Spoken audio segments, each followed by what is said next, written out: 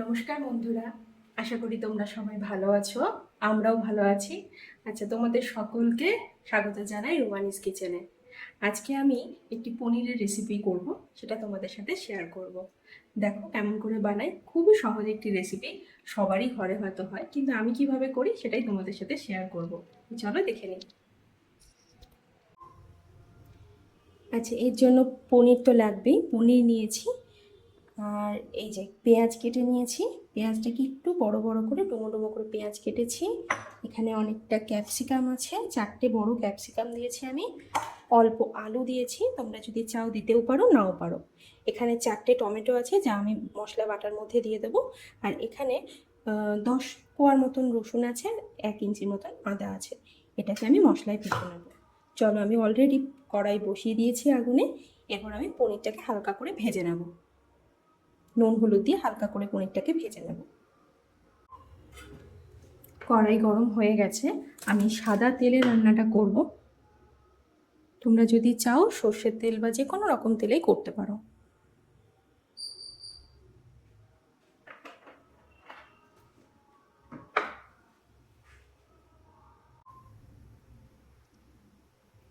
তেল গরম হয়ে গেছে। এবার এই যে পনিরটাকে আমি নুন হলুদ মাখিয়ে নিয়েছি, অল্প করে নুন আর হলুদ মাখিয়ে নিয়েছি। এবার আমি এই গরম তেলের মধ্যে পনিরটাকে ভাজতে দিয়ে দেবো।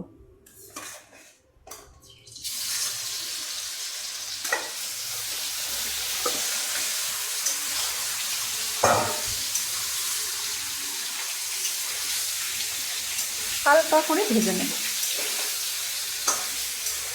না ভাজলেও হতো, কিন্তু আমি একটু হালকা করে ভেজে নিচ্ছি।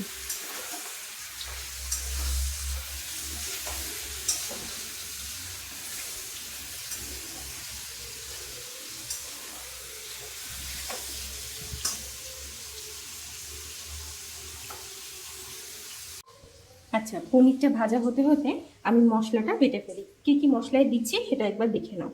এই যে আমি আদা রসুনটা দেখিয়েছিলাম, আদা রসুনটাকে জাস্ট একটু থেতো করে নিয়েছি, না হলে না মিক্সিটা বাড়তে পারবে না। এইখানে আদা রসুনটা আমি দিয়ে দিলাম।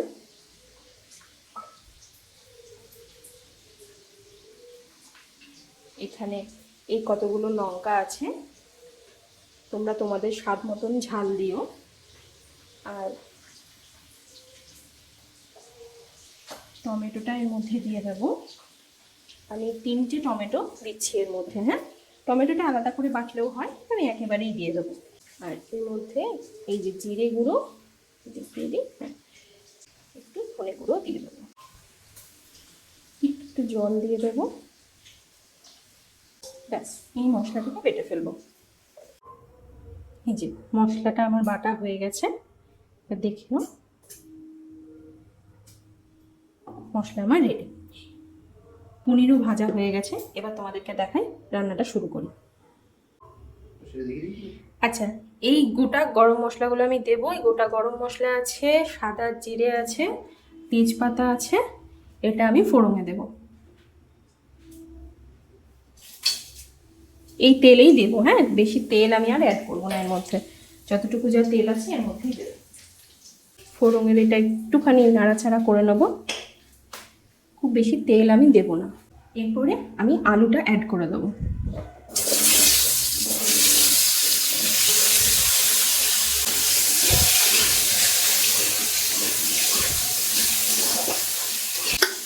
এবার নুনটা দিয়ে দেবো,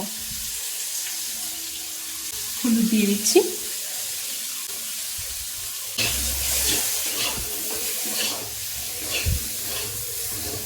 আলুটা জাস্ট একটু ভাজা ভাজা হয়ে যাক, তারপরে মশলাটা অ্যাড করে দেবো।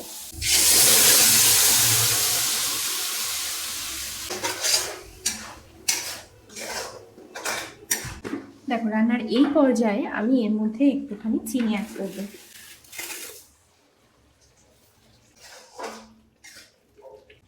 এই যে ক্যাপসিকামটা এবার অ্যাড করে দিই, পেঁয়াজটাও একেবারেই দিয়ে দিই, একটু নাড়াচাড়া করে নিই।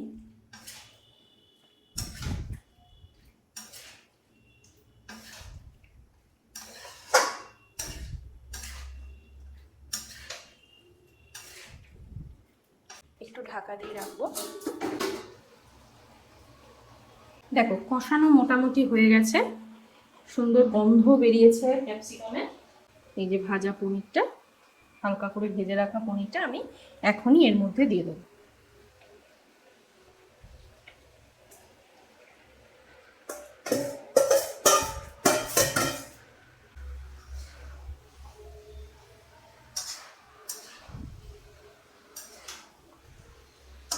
এবার এর মধ্যে আমি গরম জলটা অ্যাড করে দিই। ঠান্ডা জল না এর মধ্যে কখনো এই অবস্থায় দেবে না, ঠান্ডা জল দিলে সেই স্বাদটা ছেড়ে যায় অনেকটা।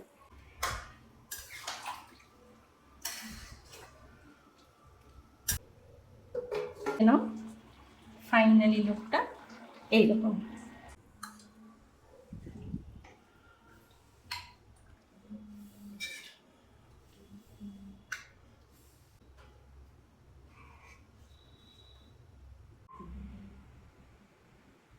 এই যে আমি পরোটার সাথে সার্ভ করেছি, পরোটার এই তরকারি। তো আজকের মতন এখানে, আবার অন্য কোনো রান্নার রেসিপি নিয়ে আমি তোমাদের সাথে দেখা করব। তোমরা সবাই ভালো থেকো, টাটা।